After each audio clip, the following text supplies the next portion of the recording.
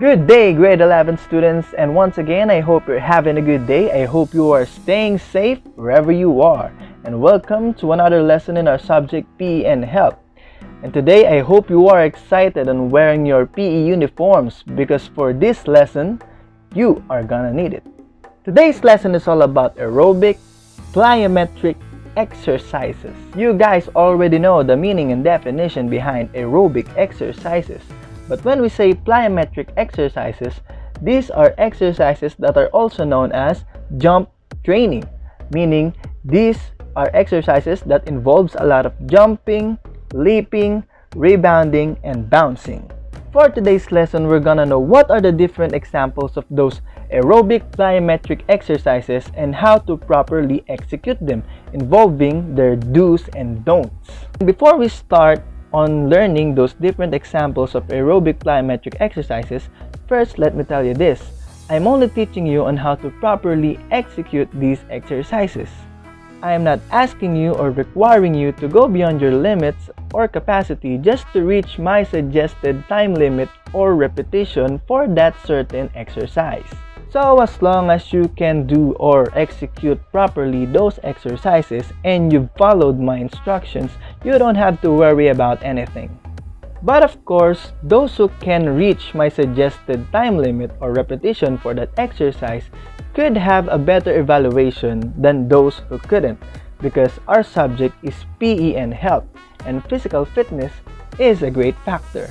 And with that said, let us now know what are the different examples of aerobic plyometric exercise.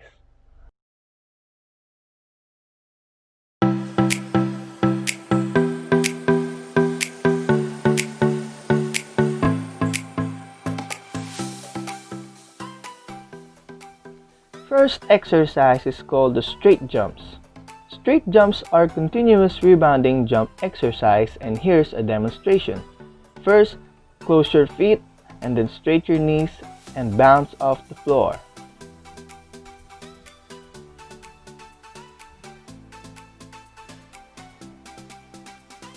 We also have lateral straight jumps where we have forward and backward jumping pattern.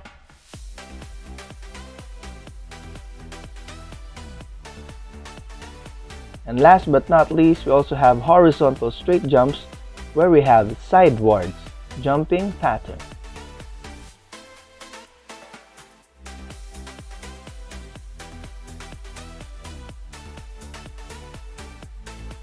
Now let's move on to the do's and don'ts of these exercises. Number 1 in do's, keep your knees straight at all times. Second is tuck your arms into your body. Third is keep your whole body straight. Number 4 is point your toes. And number 5 is keep your momentum of bouncing. Keeping your momentum is easy if you are doing the first 4 that I've mentioned. And number 6 is control your breathing. The proper way of breathing is inhaling through your mouth and exhaling out your nose. Now let's move on to the don'ts. Number 1 is that do not let your arms dangle. Letting your arms dangle around will also burn energy, and doing this will make you get tired quicker.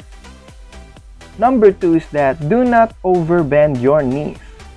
Doing this will stop your momentum of bouncing and will put all of the stress and tension on your thigh muscle, which is your quadriceps and your hamstring. Keeping your knees straight will put all the tension on your lower leg, which is your calves, and you should allow your ankles to do the work on bouncing you off the ground.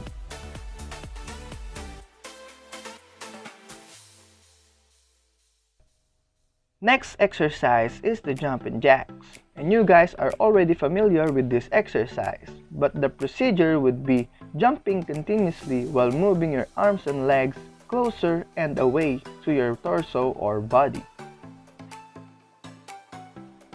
Now let's talk about the do's and don'ts of jumping jacks. First, let's talk about the do's. Number 1 on this list is keep your arms and legs straight at all times. Number 2 is point your toes, and when I say point your toes, the heel of your feet should not touch the ground. Number 3 is keep your whole body straight. And last but not least is control your breathing. Now for the don'ts. Number 1 is do not bend your arms or legs. Bending your arms or legs will not just ruin your momentum of bouncing, it will also make the workout ineffective. Because bending your arms and legs will make the workout easier, therefore you will not burn the right amount of energy while doing jumping jacks. Number 2 is do not look down, and you can apply this to any kind of aerobic exercises because you won't be able to breathe properly if you're looking down, causing you to be oxygen deprived, making you tire quicker than usual. And our next exercise is called the butt kicks. And at first glance at this demonstration video, you will already understand why it is called butt kicks. It is similar to stationary jogging. You'll just have to lift your other leg high enough to touch your upper thigh or butt. Now for the do's and don'ts in butt kicks. Once again, first let's talk about the do's. Number 1 is swing your arms, and this is for your momentum. Number 2 is keep your body straight. Number 3, the lifted foot should touch your upper thigh. And last but not least, number 4, once again, control your breathing. And now for the don'ts. There's only one thing that you should not do while doing butt kicks, and that is do not lean forward or backwards, because leaning forward or backwards will disrupt your breathing pattern. And now for our last exercise, which is called high knees. High knees is also similar to stationary jogging, but you'll have to imagine that you are running uphill on a staircase.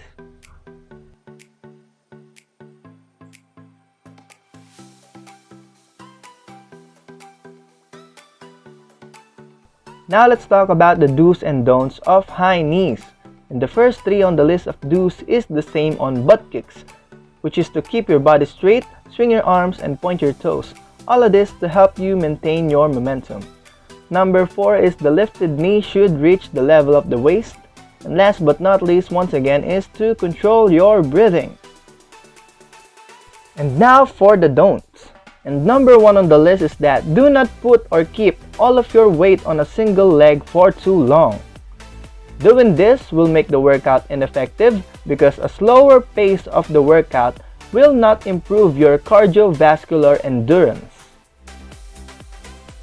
And number 2 once again is that do not lean forward or backward because this action will disrupt your breathing pattern.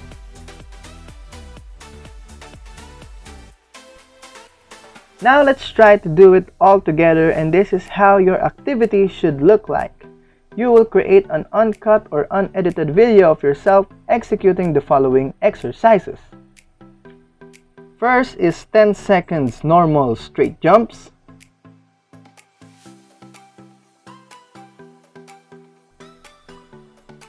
Ten seconds lateral straight jumps.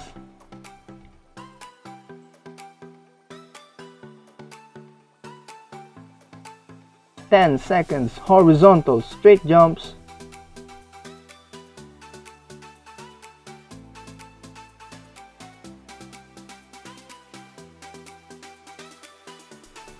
10 seconds jumping jacks.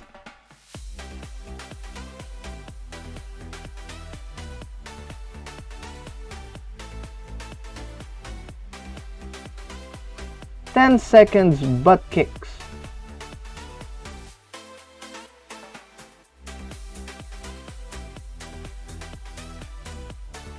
And lastly, 10 seconds high knees.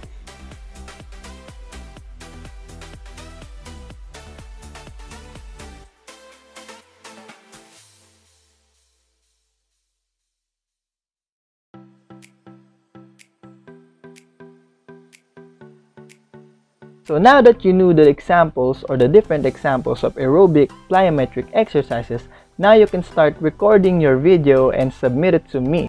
And these are some of the methods of submission that you can do.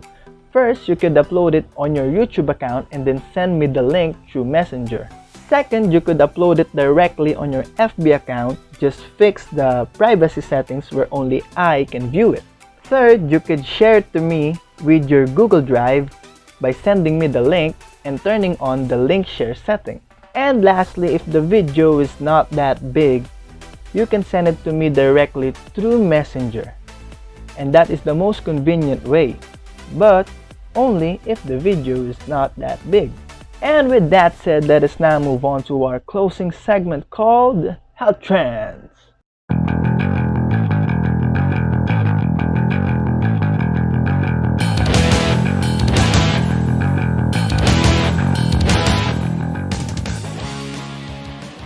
Hello again guys, and welcome back to Health Trends. And let us just get into it. Our trivia for today is that, did you know that chocolates are actually healthy? First of all, the reason why most of the chocolates that is out in the market is considered unhealthy because it contains more sugar than actual chocolate itself, or cocoa, or in other words, cocoa. Cocoa or cocoa beans are rich in antioxidants, fiber, vitamin B, potassium, and iron. And the health benefits of eating cocoa or chocolate is that it improves our blood pressure or blood circulation and protect us from having heart diseases. Now let me tell you a technique on how to find a healthy chocolate out in the market. It is very simple. You just have to find a chocolate that contains 70% cocoa. And you know what kind of chocolates contain 70% cocoa? Correct! None other than dark chocolates. Eating chocolates can be healthy, but remember, anything that is too much will eventually have a bad effect on you. And it is very easy to overeat these treats because they are in fact addicting. So remember to only eat the right amount of serving every day or after each meal. 2 to 3 squares of dark chocolates after every meal would be enough. And that is it for our health trends. I hope you guys enjoyed it, and I'll see you on the next one. Ciao.